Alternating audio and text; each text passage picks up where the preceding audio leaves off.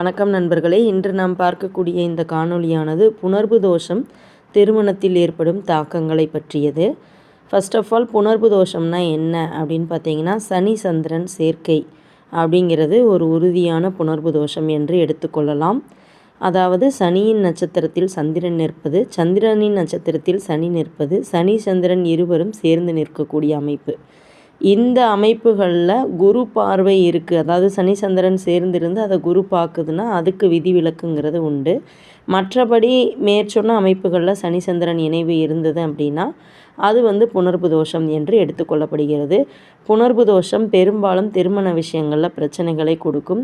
அதே போல் தாமத திருமணம் அப்படிங்கிறது ஒரு ஓவராலான ஒரு கான்செப்ட் இந்த அமைப்பை பொறுத்த வரைக்கும்.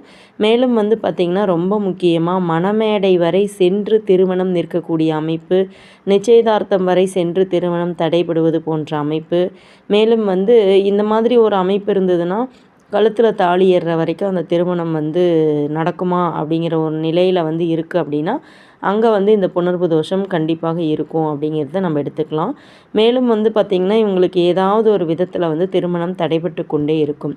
அப்படியே பல இன்னல்களையும் கடந்து திருமணம் முடித்து பிறகும் அவங்களுக்கு என்ன நடக்கும் அப்படின்னா திருமண முறிவு, மனக்கசப்பு, கருத்து வேறுபாடு இந்த மாதிரியான அமைப்பு. இதுக்கு என்ன காரணம் அப்படின்னு பார்த்தீங்கன்னா, இந்த சனி சந்திரன் இணைவு உடைய ஒரு ஜாதகருக்கு மனம் என்பது நிலையாக இருக்காது. மேலும் எதையாவது எப்பொழுதுமே யோசித்து கொண்டே இருப்பார். குழப்பம், விரக்தி இது போன்ற மனப்பான்மை இவருக்கு ரொம்ப அதிகமாக இருக்கும். இப்போ திருமண வாழ்க்கையில் ஒரு பிரச்சனைகள் வருது அப்படின்னா அது ஒரு சாதாரண பிரச்சனையை ரொம்ப பெருசாக இவங்க எடுத்துக்குவாங்க மன ரீதியாகவே.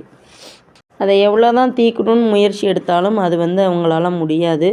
மேலும் இவங்க யார்கிட்டையுமே அதிகமாக ஒரு ஃப்ரெண்ட்ஷிப் அப்படிங்கிறது மெயின்டைன் பண்ண மாட்டாங்க.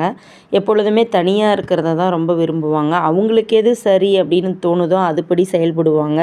அவங்களுக்குன்னு ஒரு வட்டம் போட்டு வாழ்க்கையை சுருக்கி கொண்டு வாழக்கூடிய நபர்களாகவும் இருப்பாங்க. மேலும் இவங்க பார்த்திங்கன்னா ரொம்ப குழப்ப மனப்பான்மை, விரக்தி மனப்பான்மை போன்றவை இவர்களுக்கு எப்பொழுதுமே இருக்கும். ஏதாவது என்ன சொல்கிறது, திருமண வாழ்க்கையில் பிரச்சனைனா அதை தீர்க்கிறதுக்கான முயற்சிகளை எடுக்காமல் ரொம்ப விரக்தியினுடைய உச்சத்துக்கே சென்று ஒரு கோவில் வழிபாடு, ஒரு ஞானம், ஆன்மீகம் இது மாதிரி மார்க்கத்தில் தங்களுடைய மனதை செலுத்தக்கூடிய நபர்களாகவும் இவர்கள் இருப்பார்கள். ஸோ இந்த புணர்வு தோஷம் அப்படிங்கிறது மேற்கண்ட முறையில் மிக வீரியமாக வேலை செய்யும். குரு பார்வை மற்றும் பிற சுபகிரக தொடர்புகள் இருக்கும் பொழுது இதற்கு விதிவிலக்கு என்பது உண்டு. நன்றி நண்பர்களே.